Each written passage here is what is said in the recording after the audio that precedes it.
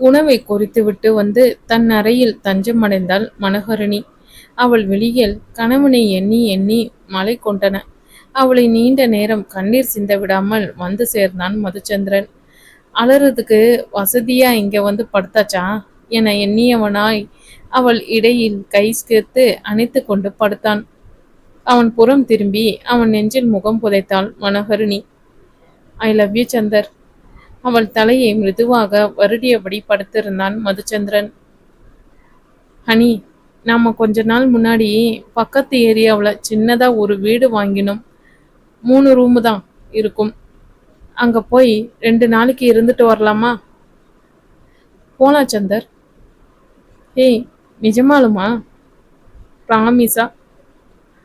அங்க போயிட்டு அம்மா கிட்ட போகணும்னு அழக்கூடாது. ம், அழமாட்டேன்.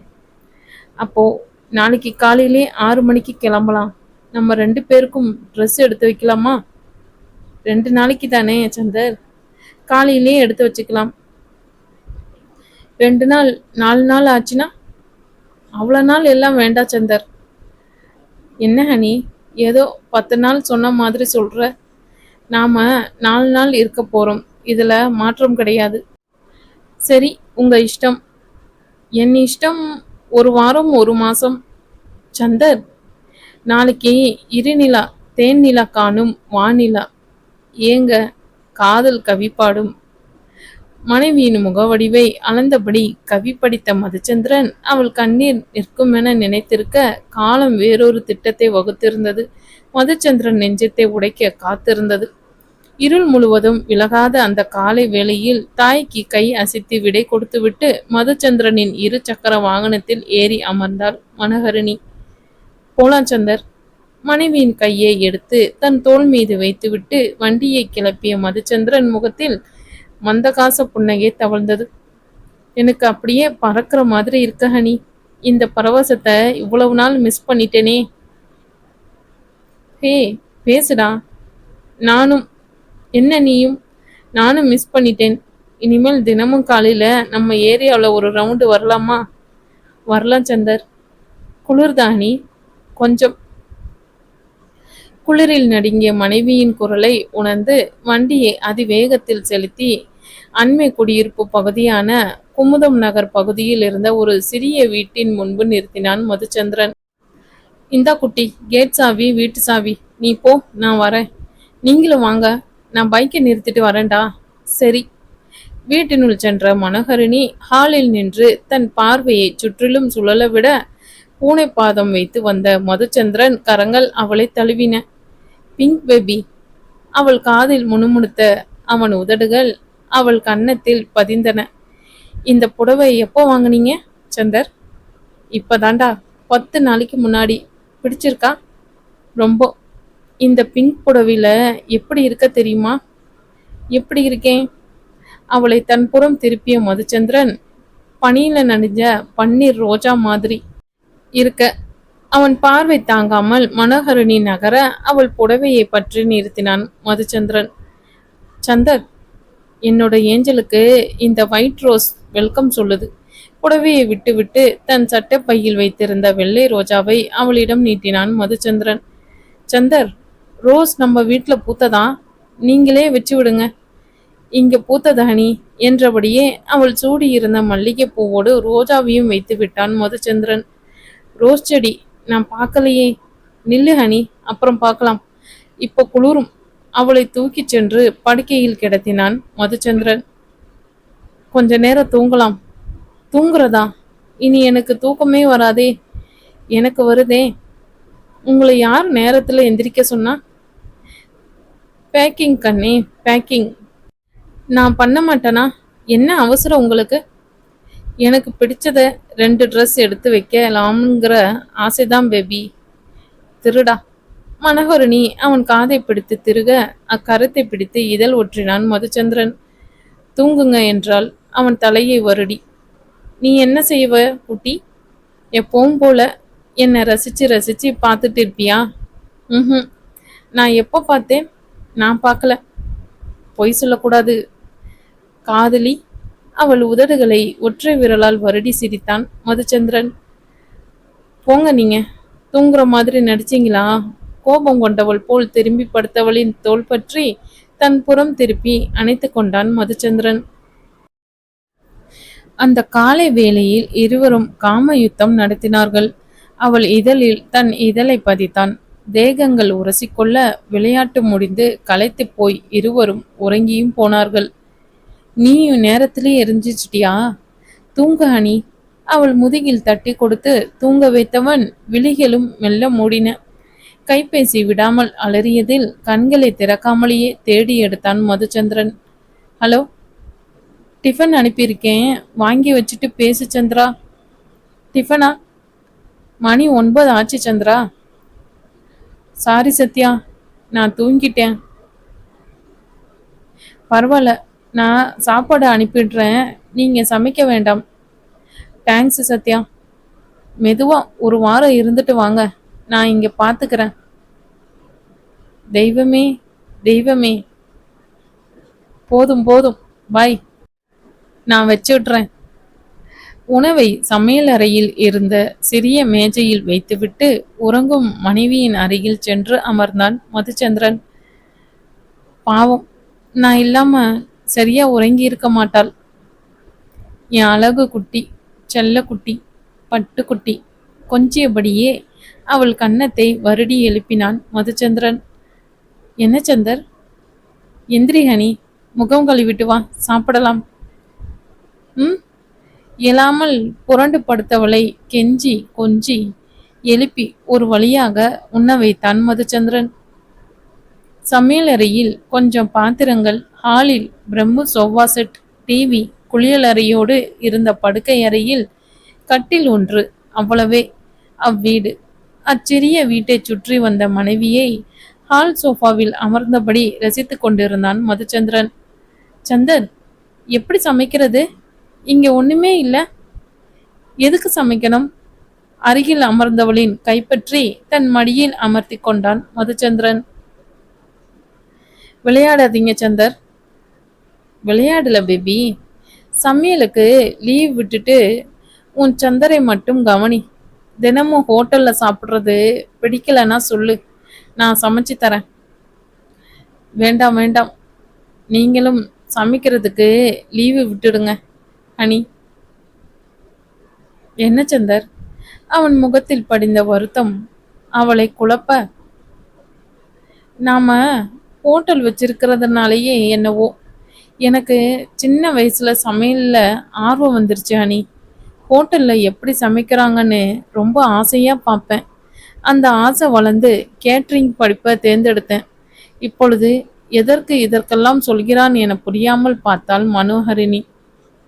உனக்கு ஹனி, நான் சமையல் வேலை செய்யறது வருத்தமா இருக்கா? நான் வேற ஏதாவது இன்ஜினியரிங் மாதிரி. என்ன சந்தர் இது திடீர்னு?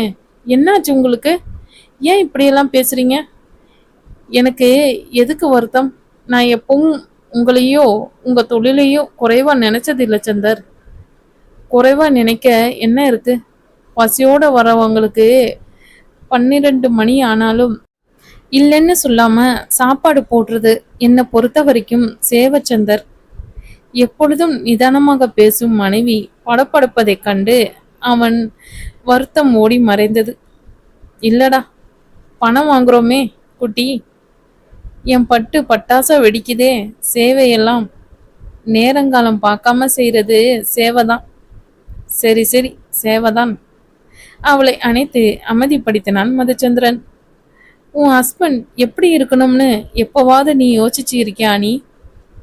தன் நெஞ்சில் சாய்ந்த மனைவியின் தலையை வருடியபடி அவள் பதிலுக்காக காத்திருந்தான் மதுச்சந்திரன்.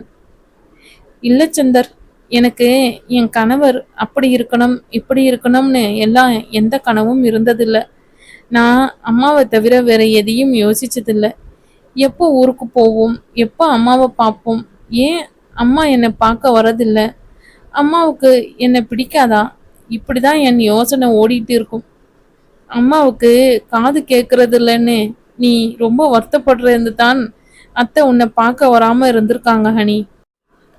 அம்மா சொன்னாங்களா? ஒரு நாள் பேசிட்டு இருக்கும்போது சொன்னாங்க. அப்புறம் நடந்த கசப்பான விஷயங்கள்ல கல்யாணங்கிற நினைப்பே எனக்கு வந்ததில்லை சந்தர்.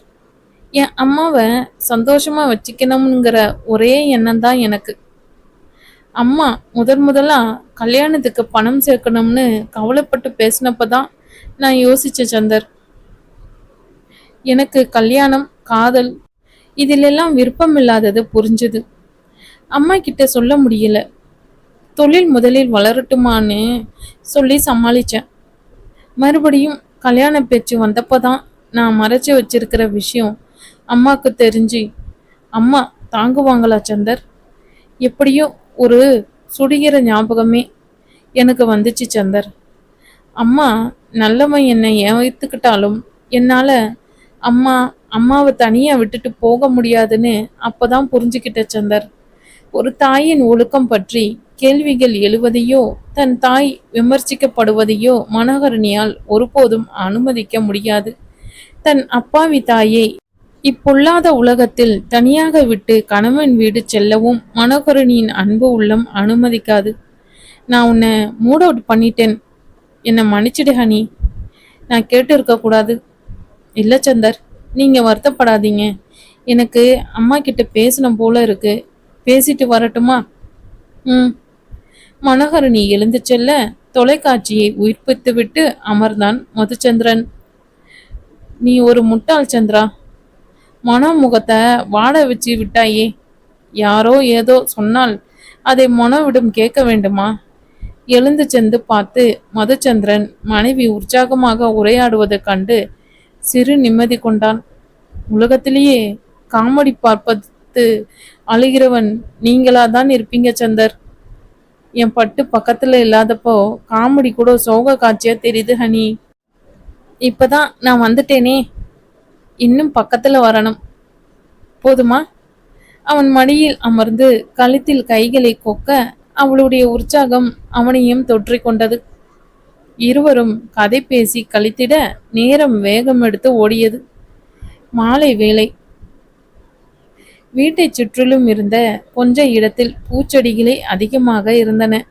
தொட்டியில் இருந்த ரோஜா செடிகளில் நலம் விசாரித்துவிட்டு நடந்த மனோகரணி துவைக்கும் கல் மீது சென்று அமர்ந்தாள். அம்மா என்ன செய்து கொண்டிருப்பார்கள்? பூஜை செய்து கொண்டிருப்பார்களா? என்னை பார்க்காமல் வருந்துவார்களோ? இல்ல, மது இருக்கிறாள். என் நினைவே வராமல் செய்து விடுவாள். அவள் கூறும் கல்லூரி கதைகளை எல்லாம் அம்மா உலக அதிசயம் போல் வியந்து கேட்டு கொண்டிருப்பார். என் பட்டு என்ன யோசிக்குது? சந்தர், எந்திரிச்சிட்டிங்களா? நான் தூங்கி எந்திரிச்சு 1/2 மணி நேரம் ஆச்சு. மேடம் ரசனியை கெடுக்க வேண்டாம்னு அமைதியா இருந்தேன். டீ குடிக்கலாமா? மனோகரணியை தூக்கி கொண்டு வீட்டினுள் சென்று சமையலறை மேடையில் அமர வைத்து தானும் அவள் அருகில் அமர்ந்து கொண்டான். இருவர் பார்வையும் காதல் பரிமாற தேநீர் கோப்பை அடிக்கடி கரமாற பேச்சற்று கழிந்த அவர்களுடைய அந்த தேநீர் பொழுது ஒரு அழகிய பொழுது. கைபேசி சப்தமிட்டதில் அவர்கள் பார்வை நாடக முடிவுக்கு வந்தது. தன் கைபேசியோடு நகர்ந்து பேசிவிட்டு வந்தான் மதுச்சந்திரன். யார் சந்தர்? தினேஷ் தான் அணி. உங்க முகத்தை பார்த்தா எப்படி தெரியுது? அவன் விரல்கள் அவள் கன்னத்தில் கோலம் இழைக்க, ரொம்ப சந்தோஷமா தெரியுறீங்க. உனக்கு நம்ம வீட்டுக்கு போனதுக்கு அப்புறம் சொல்றேன். இப்பவே சொல்லுங்க சந்தர், ப்ளீஸ் அனி. உனக்கு சர்ப்ரைஸ் கொடுக்கணும்னு ஆசையா இருக்குடா. சரி, நான் அப்பவே தெரிஞ்சுக்கிறேன். கோபமா? என்னை பார்த்தா கோபமா இருக்கிற மாதிரியா இருக்கு சந்தர்? ஒரு நொடி அவள் முகத்தை கூர்ந்தவன் கவிழ்ந்த முகத்தை நிமிர்த்தினான். கோபம் தெரியல, ஆசை தெரியுது அனி. இல்ல இல்ல. என்ன இல்ல? என் மேல?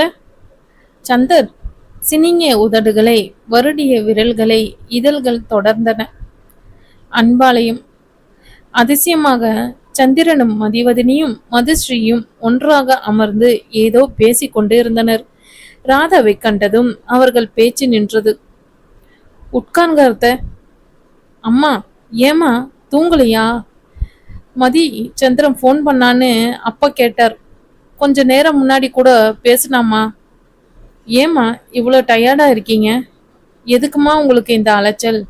மதுஸ்ரீ கவலை கொள்ள, பூர்ணாவுக்கு இந்த வரனாவது பிடிச்சுதாம்மா? பிடிச்சது மதி.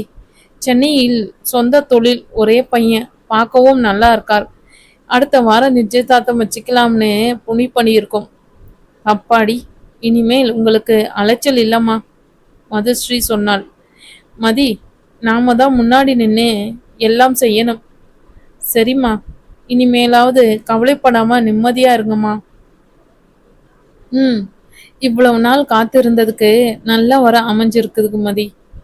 ஐயோ பாவம் என்றாள் மதுஸ்ரீ முணுமுணுக்க. என்ன மது? அவளை விடுங்கம்மா, நீங்க போய் படுங்க, ரொம்ப நேரம் ஆயிடுச்சு. நீங்களும் சீக்கிரமே படுங்க. ராதா சென்று விட மூவரும் ரகசிய புன்னகையை பரிமாறிக்கொண்டனர். நல்ல வேளை அம்மா எதுவும் கேட்கல மது. ஆமாக்கா, கடைசி வரைக்கும் அம்மாவுக்கு தெரியாமே வச்சுக்கிறணும்.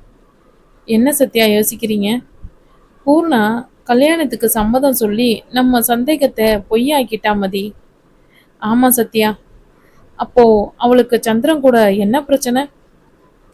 அவளுக்கு நம்ம சந்திரனுக்கும் மனோவுக்கும் சந்தோஷமா இருக்கிறது பொருட்களையோ? ஆமா மதிக்கா, நேத்து கூட என்னவோ பண்ணியிருக்கா. சந்திரன் உருன்னு இருந்தான். இப்பெல்லாம் பூர்ணாவை பார்த்தாலே அவனுக்கு கோபம் வந்துடுது மது. ஓ, எப்படியோ இனி இவளோட அலட்டல் பேச்ச நான் கேட்க வேணாம்.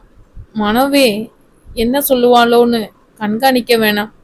ஒரு வாரம்தான் இவ தொல்லை, அப்புறம் ஜாலியோ ஜாலி. பூர்ண செல்லும் முன் அன்பாலயத்தை கண்ணீர் கடலில் மூழ்கடிக்க முற்பட்டு விட்டதை அறிந்தவர்கள் எவரும் இலர். மொட்டை மாடியில் நடந்து கொண்டிருந்த மதுச்சந்திரனுக்கு பாலை சுட வைத்து எடுத்து கொண்டு சென்றார் மனோகரணி. என்னை கூப்பிடாம மேலே ஏறி எதுக்குடா வந்த? முதலில் பாலை குடிங்க, ஆறிடும். கைப்பிடி சுவரில் அமர்ந்து பாலை அருந்திய மதுச்சந்திரன் விழிகள் மனைவியின் எழிலை பருகின. வெள்ளை நிற இரவு உடையெங்கும் பல வண்ணங்களில் வரையறுக்கப்பட்டிருந்த சின்ன சின்ன ரோஜாக்கள் கண் சிமிட்டின. தேவதை வம்சம் நீயோ? கிண்டல் பண்ணாதீங்க சந்தர், நிஜமாதான் சொல்றேன் பேபி. தரையில் அமர்ந்த மதுச்சந்திரன் கை நீட்ட அவன் அருகில் அமர்ந்து அவன் தோளில் சாய்ந்து கொண்டாள் மனோகரணி. ஹோட்டலுக்கு போகாம கஷ்டமா இருக்கா? இல்ல ஹனி, இத நான் கேட்கணும். எனக்கு எந்த கஷ்டமும் இல்லை சந்தர். ஹகியும் மோகியும் இருக்காங்க, அதனால கவலையும் இல்லை. இப்போ அம்பிகை அக்கா வேற இருக்காங்க. எனக்கும் ஹனி, மதிக்கா, சத்யா இருக்காங்க. பார்லர் பார்த்துக்க சுதாகர் இருக்கான். எந்த டென்ஷனும் இல்லாம உன் கூட நிம்மதியா இருக்க முடியுது ஹனி. சுதாகர் எப்படி பழக்கம் சந்தர்? பார்லர் தொடங்கினப்போ பார் தூக்க நம்பிக்கையான ஆள் வேணும்னு திணிக்கிட்ட சொல்லியிருந்தேன் ஹனி. அவன் தான் கூப்பிட்டுட்டு வந்தான். அவங்க ஏரியாவிலே இருக்கிற பையன், ரொம்ப வருஷமா தெரியும், ஒழுக்கமான பையன்னு சொன்னான். இப்போ வரைக்கும் தினேஷ் பேரை காப்பாத்திக்கிட்டே இருக்கான். தினேஷ் தான் உங்க பெஸ்ட் ஃப்ரெண்டா சந்தர்? அன்னைக்கு என்கிட்ட ரொம்ப வருத்தப்பட்டு பேசினார். உனக்கு இனியா எப்படியோ அப்படிதான் தினேஷ் எனக்கு. நாம ஒரு நாள் ஊட்டிக்கு போலாமா சந்தர்? போலாம் ஹனி. ஊட்டி ரொம்ப அழகில்ல சந்தர்? உன்னை விட கம்மி தான் ஹனி. Chandar, promise honey.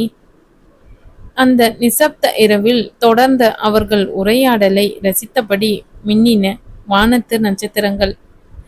ஜன்னல் ஓரமாய் நின்று தலை துவட்டி கொண்டிருந்த மனோகரணியை தன் பார்வையால் வருடியபடி படுக்கையில் கால் நீட்டி சாய்ந்திருந்தான் மதுச்சந்திரன். ஏன் சந்திர இப்படி வம்பு பண்றீங்க? 1/2 மணி நேரமா எந்திரிங்கன்னு சொல்லிக்கிட்டு இருக்க, கேட்க மாட்டேங்கிறீங்க. அப்புறம் நான் ஒரு அண்டா தண்ணியை கொண்டு வந்து உங்க தலையில ஊத்திடுவேன். நான் உனக்கு பேர் வச்சிருக்கேன் தெரியுமா ஹனி? நான் என்ன சொல்லிக்கிட்டு இருக்கேன்? Patella beauty. இந்த ட்ரெஸ் உனக்கு ரொம்ப அழகா இருக்கு ஹனி. கண்களால் அளந்தவன் அருகில் சென்று அமர்ந்தாள் மனோகரணி. கண் முன்னாடி அவ்வளோ அழகான ட்ரெஸ் எல்லாம் இருக்கிறப்போ எப்படி அனி காட்டன் புடவிலேயே இருந்த? புடவை எனக்கு பிடிக்கும் சந்தர். அவள் ஈர கூந்தலை தொட்டு பார்த்தவன், நான் தான் மறந்துட்டேன், நீயாவது சொல்லக்கூடாதா? ஹனி, என்ன சந்தர்? சந்தர், சந்தர், நான் தலைக்கு குளிக்க போறேன், நீங்க எனக்கு ஹெல்ப் பண்றேன்னு சொன்னீங்களே, வாங்க. சந்தர், காது வலிக்குது அனி. திருடா, முதல்ல எந்திரிங்க, 10 மணி ஆக போகுது. 10ஆ? மதுச்சந்திரன் கைபேசி அலறி ரேகாவின் அழைப்பை சொல்ல எடுக்காமல் வெறித்தான் மதுச்சந்திரன். இந்த காலை நேரத்தில் எதற்கு அழைக்கிறாள்? வர வர இவளுக்கு நேரங்காலம் என்பதே இல்லாமல் போய்விட்டது. கைபேசியை போட்டுவிட்டு கண்மூடி கொண்ட கணவனின் தலையை கோதினாள் மனோகரணி. பேசுங்க சந்தர். ஹனி, எனக்கு ரேகா கூட பேசுறதுல விருப்பம் இல்லடா. உங்க இலகன மனசு பேச சொல்லுது, நீங்க பேசுங்க சந்தர். ஆனா உங்களையும் அவங்களையும் யாரும் தப்பு சொல்லாத முடியாதபடி பேசுங்க. விழி திறந்து அவள் முகம் பார்த்த மதுச்சந்திரன், உன் மனசுல எங்களை பத்தி சின்ன சஞ்சலம் கூட வராம எப்படி அனி உனக்கு இவ்வளவு நம்பிக்கை என் மேல? நீங்க அவ்வளவு காதல என் மேல காட்டியிருக்கீங்க சந்தர். அவன் நெற்றியில் மிருதுவாக தன் இதழை பதித்தாள் மனோகரணி. அந்த பரிதாபம், தன் கண்ணான கணவனின் கண் மறைந்து கண்ணீர் வழி நடத்த போகவிருப்பது இந்த ரேகவாளியே என்பதை அறியாது போய்விட்டாள் மனோகரணி.